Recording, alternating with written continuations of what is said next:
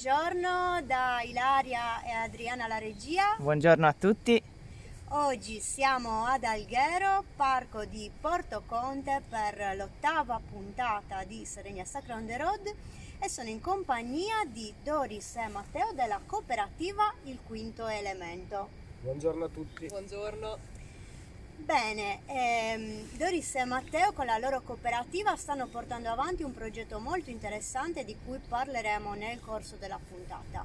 Ma prima vorrei chiedere a loro un'anticipazione, quindi cosa faremo stamattina? Dove ci portate? Allora, vi portiamo all'interno della foresta di Puntagiglio fino in cima, dove si trova proprio l'ex batteria 413, che è appunto appartenente al periodo storico della Seconda Guerra Mondiale. Lì andremo a vedere tutti i vari edifici e vedremo come si trasformeranno in un luogo ricettivo, ma soprattutto anche in un museo, senza perdere però le caratteristiche di fruizione pubblica, perché questo è un luogo del cuore degli algheresi, quindi vogliamo fare sì che gli algheresi continuino a frequentarlo, anzi lo amino ancora di più, ma soprattutto che venga scoperto anche al di fuori, no? Perché è un luogo talmente bello che la bellezza non è nulla se non è condivisa, no? Quindi vogliamo che tutti lo conoscano.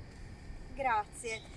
Benissimo, quindi insomma avete visto tanti elementi che comunque sono in sintonia con quello che vogliamo raccontare della Sardegna, quindi bellezza del paesaggio, storia, ma anche come dare nuova vita a edifici antichi, abbandonati, rivitalizzare, rivivere oggi con una consapevolezza nuova tutto questo. Ma come al solito ne parliamo dopo la sigla.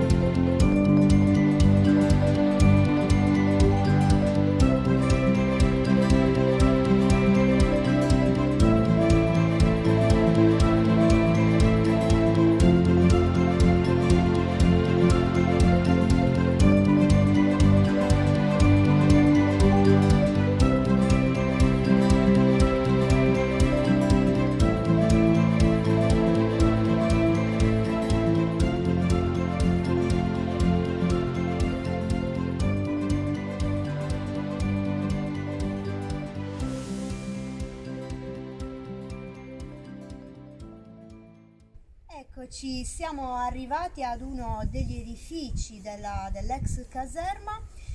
Oggi, visto il tempo incerto, l'abbiamo fatto con la macchina, ma in futuro si potrà venire qui soltanto a piedi, giusto ragazzi? Sì, assolutamente, ci sarà a disposizione un mezzo elettrico che invece porterà chi ne ha bisogno, ma per tutti gli altri la fruizione è esclusivamente a piedi, in bicicletta o comunque con mezzi non inquinanti, diciamo. Perfetto, e poi più tardi parleremo anche di più di questo aspetto proprio del turismo sostenibile e di come si trasformerà in questo luogo proprio in relazione a creare anche questo tipo di esperienze e di opportunità. Adesso vi vorrei invece chiedere qualcosa di più anche dal punto di vista storico, dove ci troviamo in questo momento e come si trasformerà col nuovo progetto anche queste strutture, come si trasformeranno e qual è la storia che raccontano. In questo momento siamo nel compendio militare di Puntagiglio. Questa struttura è la struttura principale, che è l'ex caserma, era adibita diciamo, ad avamposto nell'attesa dello sbarco degli alleati. I militari che c'erano qui erano più di 70 tra ufficiali e truppa e hanno vissuto qui più di 3 anni, diciamo, del periodo della guerra, e hanno vissuto questo luogo in modo, noi diciamo, pacifico, perché in realtà non è mai stato sparato un colpo da questa postazione mitragliera. Questo era il luogo dove mangiavano e dormivano. Nel salone principale la truppa mangiava e dormiva, e nelle altre stanze che vedremo dopo invece c'erano gli ufficiali che avevano un piccolo ufficio e stanze dove appunto dormire, dove soggiornavano gli ufficiali. Questo diventerà anche un museo, giusto? Mi stavate raccontando, oltre che una struttura anche ricettiva per... Sì, allora l'idea è proprio quella, nel senso che trovandoci in un luogo storico per noi era molto importante ragionare appunto sul tramandare l'eredità storica, però dando una connotazione diversa, nel senso che intanto ci troviamo in un luogo appunto di grandissima bellezza naturale, quindi faremo tutto un lavoro di mappatura delle specie vegetali e anche nella logica proprio di creare quello che viene chiamato un giardino botanico, no? E dopodiché c'è proprio il discorso storico, quindi vedremo poi che ci sono altre strutture. Il museo sarà un museo a cielo aperto, quindi non un museo tradizionale, ma un museo che si dipanerà nelle varie strutture andando a raccontare appunto quella che è la storia, ma anche da un punto di vista, secondo noi sarebbe interessante, più personale, no? Quindi vedere cosa sono stati questi anni qua, magari dal punto di vista di un soldato semplice, e portare anche un messaggio di pace, perché appunto non è stato sparato un colpo, anzi l'unica volta che poi arrivò in effetti una nave nemica i soldati insomma se ne andarono, quindi in qualche modo ci faceva piacere ricordare che questo è un luogo preparato per la guerra, ma dove poi in realtà non è mai successa un atto di violenza, proprio perché le persone forse dopo una così lunga attesa si sono rese conto che non volevano sparare, preferivano tornare alla loro vita, magari di agricoltori o di pastori, e insomma, e se ne sono andati. Bene, quindi questa dal mio punto di vista è anche una storia molto interessante per capire anche, cioè, le persone, no, che ci sono dietro alle guerre. Siamo abituati sempre a studiare anche a scuola, no, per come ce l'hanno insegnato, le guerre dal punto di vista la data della battaglia, la data dell'assedio, la data della caduta di, ma in realtà dietro ci sono storie di persone, quindi mi piace questo approccio dell'immedesimarci anche proprio nelle persone semplici che hanno vissuto in quegli anni. Ecco, siamo entrati all'interno del salone dell'ex caserma, ora lo vediamo dopo tanti anni anche di atti vandalici, ma in realtà usando la vista si vedono anche delle scritte originali dell'epoca. Raccontateci qualcosa in più su questo. Sì, ci sono all'interno di questo salone delle scritte, dei disegni a fumetto fatti dai militari dell'epoca che passavano del tempo in questo modo, e diciamo sono delle scritte ovviamente di carattere del periodo fascista che verranno restaurate attraverso un restauro conservativo e quindi l'utilizzo di una figura professionale ad hoc, e che verranno poi spiegate attraverso appunto la costruzione del museo. Quindi anche questa parte, che sarà dedicata un po' di più alla fruizione, farà comunque parte del museo, di una parte di spiegazione museale, diciamo.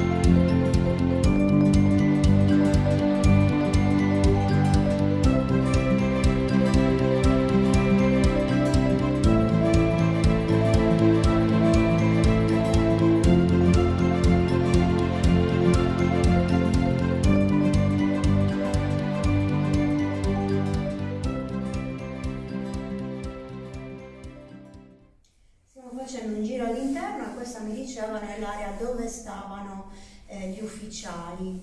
Raccontateci qualcosa di questo progetto di restauro che inizierà a breve e cosa prevede tutto il progetto.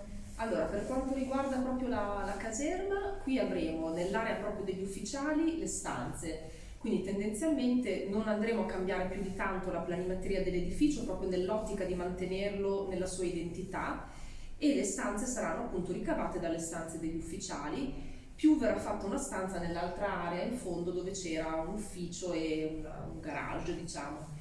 Mentre la parte centrale che abbiamo visto prima avrà la funzione, diciamo, di spazio comune e dove si potranno consumare i pasti, quindi in qualche modo si ricalca, no? Quello che era precedentemente l'uso anche di mensa di quella zona. E siccome ci piace molto l'edificio e comunque anche la sovrintendenza su questo punta molto, no? Sulla conservazione, noi cercheremo di cambiare il meno possibile, quindi tutto ciò che sarà recuperabile lo manterremo, anche perché la nostra logica non è quella di fare un resort anonimo come ce ne sono tanti nel mondo, ma proprio di far provare alle persone l'esperienza di stare in un luogo anche confortevole, sì, ma rustico, con la sua storia e con la sua identità. Quindi tutto quello che potremo mantenere lo manterremo. Naturalmente alcune scritte, diciamo, di poco valore, tipo ti amo e così via, cioè con tutto il rispetto per gli innamorati, quelle probabilmente spariranno, ma manterremo invece la parte storica. Il compendio militare faceva parte appunto del bando Cammini e Percorsi, e guardando questo bando dedicato appunto al turismo lento e a un turismo rinnovato e sostenibile, è da lì che ci è venuta l'idea di fare un rifugio di mare, che sarebbe il primo rifugio di mare, perché ci sono solo rifugi di montagna in Italia, questo sarebbe appunto uno dei primi, se non il primo. Quindi, come diceva Doris, un ambiente che rimane uguale a se stesso, anche rustico, quindi non una cosa di lusso, un resort, ma un ambiente vero, un ambiente che vuole ricreare un'esperienza di immersione nella natura, sempre nel rispetto della storia del luogo.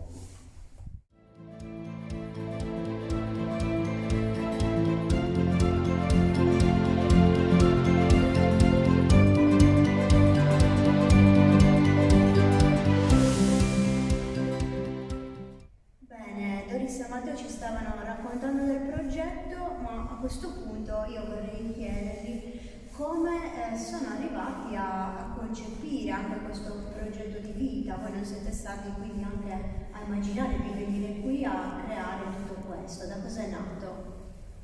Beh, allora è nato appunto intanto avevamo già voglia di cambiare vita in qualche modo e ci stavamo chiedendo, no, come farlo, perché siamo persone normali, quindi stavamo lavorando, conducendo una vita standard, mettiamola così, finché non ci siamo imbattuti nel bando Cammini e Percorsi dell'Agenzia del Demanio, e lì ci si è accesa una lucina, perché abbiamo detto questo è un bando aperto a tutti, è incentrato su degli argomenti per noi importantissimi, perché comunque insomma a noi è sempre interessato il turismo sostenibile, ma la sostenibilità in generale crediamo che sia un valore importante da promuovere, e quindi abbiamo detto caspita, qui ci sono degli edifici storici in un contesto naturale e il progetto del turismo lento, sportivo e sostenibile, per cui ci è venuto naturale provarci.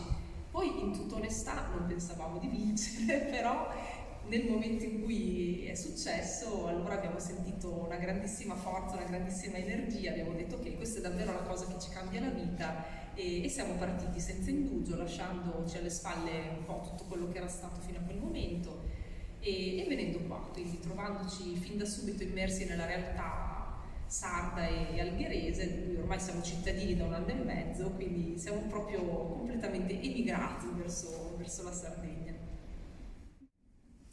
Quindi avete creato questa nuova cooperativa, il quinto elemento, con dei vostri amici praticamente. Come avete iniziato?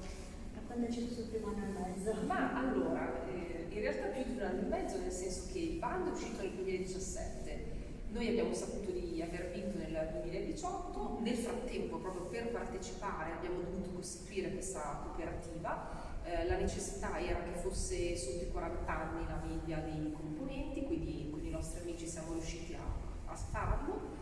Abbiamo presentato appunto il progetto che ricalcava i valori del bando, quindi naturalmente il bando com'è che l'abbiamo vinto? L'abbiamo vinto concentrandoci sugli aspetti che erano evidenziati, quindi la sostenibilità, il turismo lento, le reti, e in più il nostro progetto aveva anche un portato, diciamo, di destagionalizzazione, che su questo si incentrava molto il bando, no? L'idea era non il solito turismo d'agosto, come spesso succede, ma proprio un turismo che va a far conoscere i luoghi 12 mesi all'anno, perché qui naturalmente si può fare attività sportiva, anzi forse è più bello farla fuori dai periodi più congestionati. Quindi cooperativa, svolgimento del progetto. Una volta che abbiamo vinto, poi insomma abbiamo iniziato a capire che non si poteva lavorare da Milano naturalmente, e quindi via via questo cambio di vita che ci ha portato qua, perché era necessario proprio immergerci nel territorio per lavorare bene con le persone del posto anche. Quindi insomma una bellissima storia, io la trovo anche molto motivante per chi volesse intraprendere nuovi progetti, è un esempio tra i tanti che comunque ci sono, che ci fa capire che ci sono davvero tante opportunità anche di cambiare vita, di creare cose belle, anche trasformando l'esistente, rivitalizzando gli edifici abbandonati. Chiaramente non è tutto così facile, bisogna rimboccarsi le maniche, bisogna investire, crederci, anche credere nel fatto di poter cambiare vita. A questo punto quindi volevo chiedervi qualcosa in più sulla filosofia della vostra cooperativa, che in parte è racchiusa anche in questo nome così particolare, il quinto elemento. Sì, il nome Il Quinto Elemento nasce da un'intuizione che è quella di cercare di rappresentare i 4 elementi che in Sardegna in particolare, anche a Punta Giglio, sono molto presenti, con i quali si può interagire, e il quinto elemento sono le persone, quindi come le persone si rapportano a questi elementi naturali. E da lì è nata un po' la filosofia della cooperativa, quindi una cooperativa che non è a scopo di lucro, questo va detto, e che nasce da un incontro di amici. Gli amici poi li abbiamo messi al tavolo anche per trovare le risorse, perché all'inizio, per poter aprire un mutuo con banca etica, abbiamo dovuto trovare una base dalla quale partire. E quindi ci siamo affidati a un crowdfunding attraverso le nostre conoscenze, abbiamo messo questa base e da lì abbiamo iniziato a finanziare proprio questo progetto, che per noi è diventato un progetto di vita e per altri sarà un progetto, diciamo, di vita futura.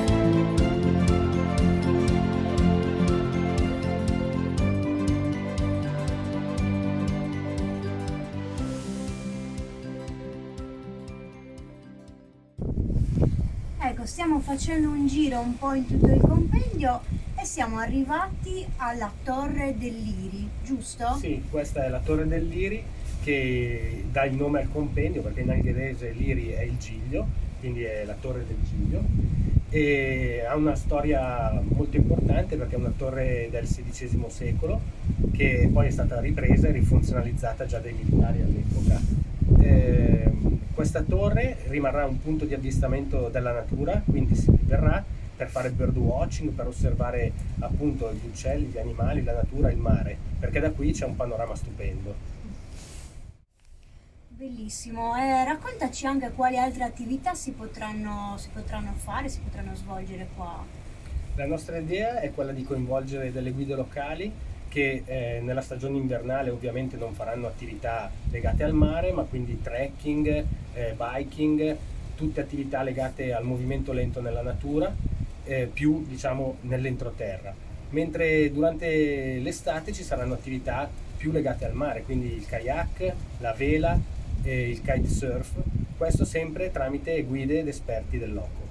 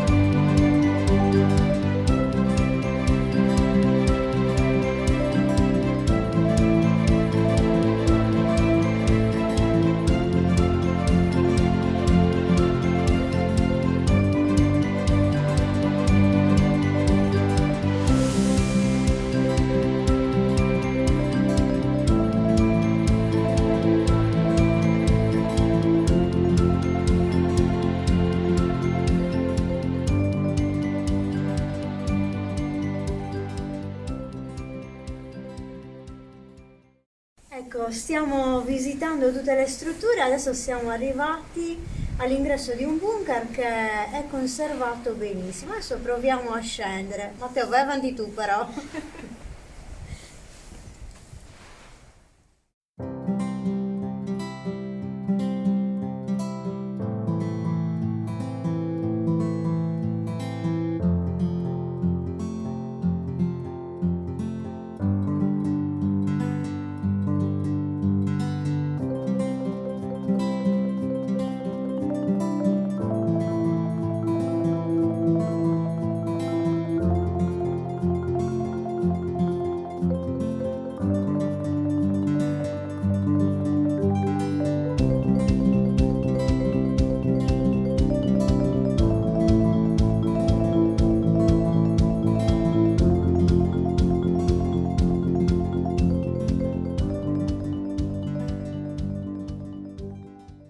Ecco, siamo scesi e per me è il mio primo bunker, ma volevo chiedere meglio a Matteo cosa c'era, per cosa veniva usato e a che profondità siamo? Siamo a 14 metri di profondità, questa era la Santa Barbara del compendio, qui venivano stipate le armi e le munizioni soprattutto, quindi è un guscio dentro un altro guscio, perché in caso di bombardamento le munizioni non dovevano vibrare per non esplodere. È perfettamente conservato, come potete vedere, va data solo una piccola pulizia e poi va ricostruita la sua storia.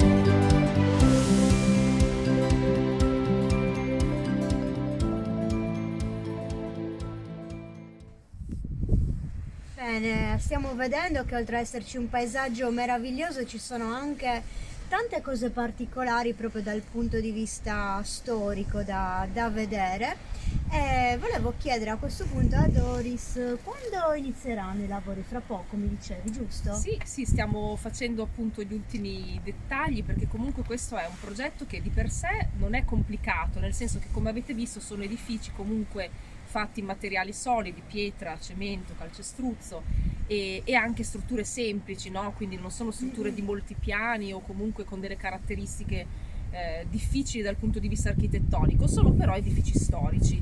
Quindi noi dobbiamo essere sempre sotto la sorveglianza della sovrintendenza che appunto non solo ha approvato il progetto ma naturalmente vigilerà soprattutto per quanto riguarda l'integrità storica, no? Quindi già avevamo parlato per esempio dei murales che verranno naturalmente mantenuti, ma c'è anche un tema ambientale, per cui i lavori dovranno tenere conto anche delle specie, perché siamo in una zona protetta, quindi laddove per esempio sistemeremo le strade per renderle fruibili ai disabili, bene, anche lì dovremo stare attenti alle piantine e salvare le piantine più particolari, quindi saranno lavori non molto lunghi ma sicuramente molto attenti a tutte le caratteristiche del territorio. Quindi insomma abbiamo visto un progetto assolutamente rispettoso di quello che è l'ambiente e la storia, perfettamente in regola dal punto di vista della sostenibilità, e quindi anche diciamo nell'utilizzare anche le nuove tecnologie al servizio comunque dell'ambiente, giusto? Eh sì, per noi questo era molto importante. Noi all'inizio volevamo fare proprio una struttura off-grid, quindi completamente autonoma. Ce l'abbiamo fatta per quello che riguarda l'energia. Infatti il tetto della caserma sarà completamente pannellato e utilizzeremo solo l'energia rinnovabile. A questo proposito sensibilizzeremo anche gli ospiti, perché naturalmente nel momento in cui le fonti energetiche consentono un certo dispendio, ognuno sarà portato a stare anche attento. Quindi per esempio non permetteremo, che ne so, l'aria condizionata a 18 gradi, che insomma non ha tanto senso già di per sé, ma comunque ha un dispendio energetico elevatissimo, così come staremo molto attenti a tutto il discorso alimentare, quindi alla stagionalità, prodotti locali, perché è anche un tema poi di sostenibilità anche questo. Infine, l'abbiamo già accennato ma lo ribadisco, potranno entrare solo mezzi elettrici qua, quindi noi ci impegniamo naturalmente ad avere una flotta di veicoli elettrici, ma soprattutto facciamo appello alla sportività dei nostri ospiti affinché vengano a piedi o in bici, che è anche il modo migliore per godersi la struttura.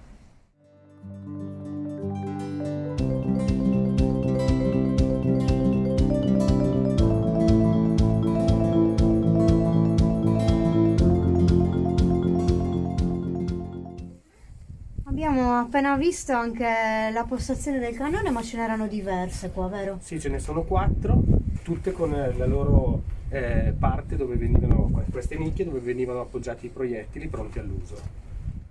Ecco, siamo arrivati quasi alla fine di questa puntata. Oggi una puntata un po' diversa. Oggi abbiamo visto un'archeologia molto molto recente e soprattutto abbiamo visto come anche un tema diciamo doloroso, anche controverso, come quello della memoria storica legata alla guerra, può comunque essere raccontato in un modo educativo, in un modo che dia anche dei messaggi di pace. Non solo, abbiamo visto come anche queste strutture le possiamo riutilizzare comunque oggi anche per avvicinarci alla natura, per esempio, ma sempre mantenendo anche questa consapevolezza della storia.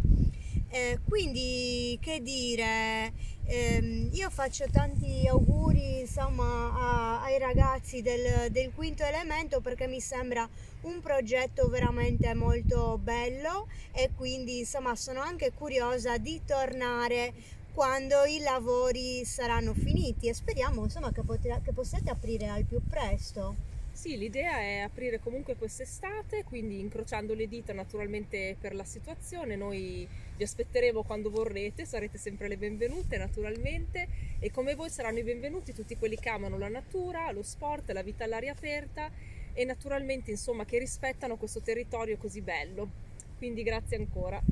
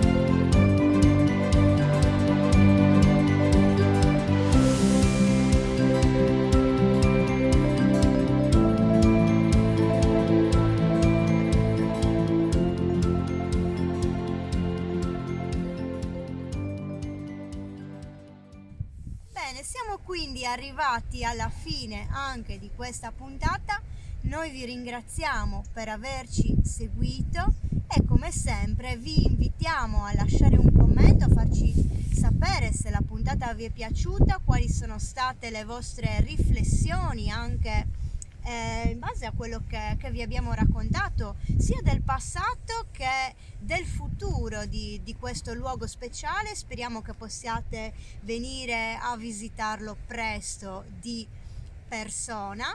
E come sempre ringraziamo tutti i nostri sostenitori, tutte le persone che stanno acquistando le nostre t-shirt e gadget, tutte le persone che stanno facendo una donazione anche in denaro per aiutarci a pagare le spese vive del progetto, e siamo fiduciose entro la fine del mese di riuscire a raggiungere anche questo obiettivo. Bene, allora io vi do appuntamento come al solito alla diretta di domani mattina alle 8 per la 9ª puntata.